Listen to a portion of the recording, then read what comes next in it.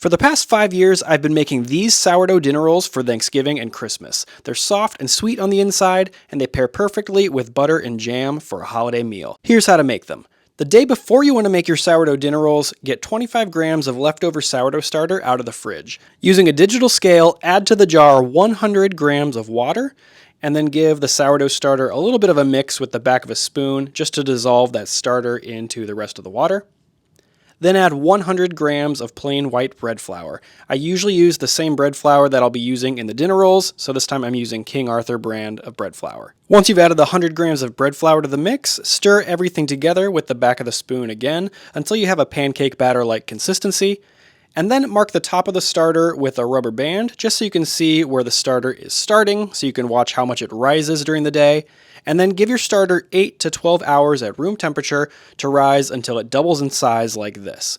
Now it's evening time and you're ready to mix your dough. Get out your digital scale again with a large mixing bowl and then add all of your ingredients to the same bowl. Start with 175 grams of water, then add 8 grams of salt, and then 50 grams of brown sugar. You could substitute white sugar instead of the brown sugar in this recipe. It shouldn't make too much of a difference at all. And then stir those ingredients together just to dissolve the sugar and salt into the water. Then get out your risen jar of sourdough starter. You're going to need to add 200 grams of sourdough starter to this recipe, which, if I've done my calculations correct, once the starter is in the bowl, you should be left with 25 grams of starter left over, which you can pop into the fridge for the next time you want to bake sourdough. Mix all these ingredients together with a spoon just to chop up that sourdough starter and just mix it into the liquid ingredients. Then add 400 grams of bread flour. That same blue bag of King Arthur brand bread flour is what I'm using. Whichever brand you like will work great too. Then add 57 grams of softened butter. This is half of a US stick of butter that I chopped up into cubes and then put it in the microwave for about 30 seconds until it was nice and soft. I put that right on top of the flour, and then I just mix all of the ingredients for this dough together in the same bowl. I don't save any ingredients for later really, except the egg for the egg wash. All the dough ingredients are mixed together right at the same time. It's definitely a fast and easy way to mix sourdough dinner rolls. Even though it takes them a long time to rise, the mixing part is pretty straightforward. Once your dough looks shaggy like this, you've mixed it together for about 30 seconds or a minute. Now it's time to knead. Just pour out the dough onto your clean counter. You don't need to add any flour to the counter because there's plenty of flour in this dough already. Then knead the dough by hand for 8 to 10 minutes. The first minute or so of kneading the dough, for me, is usually just picking up those little bits of flour that are stuck on the counter. I take the dough in my hands, rock it back and forth, picking up each of those individual crumbs that are stuck to the counter. Once all of those crumbs are picked up off of the counter, the rest of the kneading time is just spent developing gluten in the dough, getting a smoother, silkier, stronger dough ball. At around the 8-minute mark, I'm usually happy with how my dough looks and feels. Once your dough looks smooth and holds together well, just shape it into a ball like this,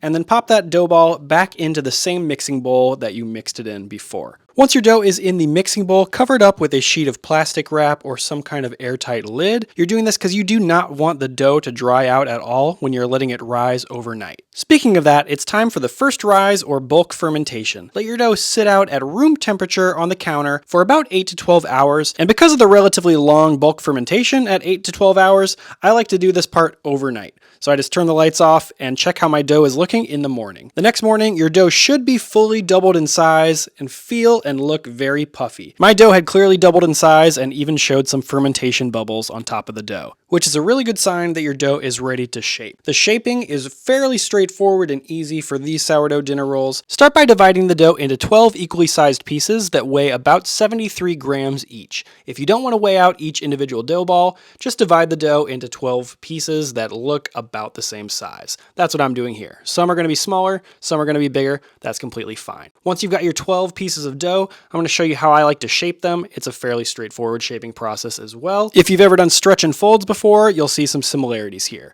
Start by grabbing an edge of the dough and stretching it up and folding it into the center. Then keep going around the little ball of dough, stretching and folding and stretching and folding, tucking the edges of dough underneath your thumb. You should end up with all the ends meeting under your thumb and a smooth side of dough on the other side. Then put the seam side down on the counter and then with a hand shaped like a claw, roll the dough around a little bit just to tighten it up.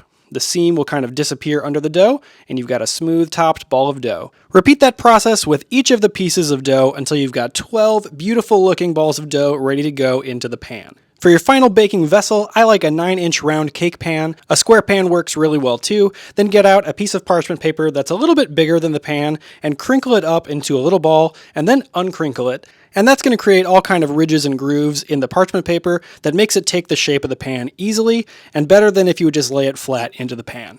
With your parchment paper in the pan, add just a little bit of melted butter to the top of the parchment. This is really just for flavor purposes. It gives a little bit of butter flavor on the bottom of the dinner rolls. Now arrange the 12 dinner rolls in this round pan the best way that you can. Don't worry about them touching, they have to be. They're going to bake into each other nicely in the oven when they rise. Before the final proofing step, brush the tops of the rolls with another tablespoon or so of melted butter. This is again mostly for flavor, but this time it'll actually add a little bit of non-stick element because you're going to cover the rolls with plastic wrap so they don't dry out.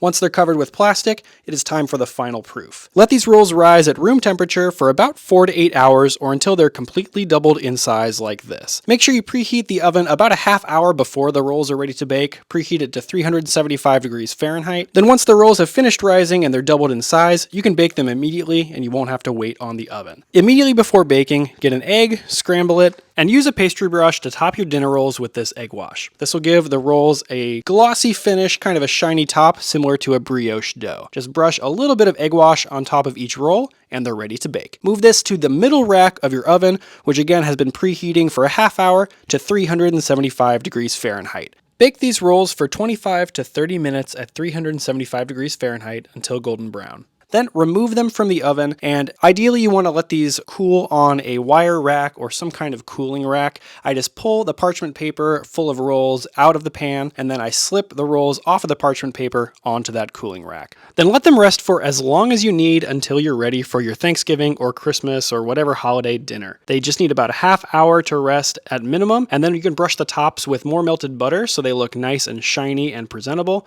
and then enjoy these rolls with your dinner. That's what they're made for after all. I really love the pull apart aspect of these dinner rolls. The edges are really soft where they bake into each other, and the interior of these rolls is very soft and fluffy, but not overly airy and flavorless like a lot of supermarket dinner rolls. These are really elevated when you put butter and jam on them, and this is exactly how I like to enjoy a dinner roll along with my Thanksgiving or Christmas dinner. I hope you enjoy this recipe.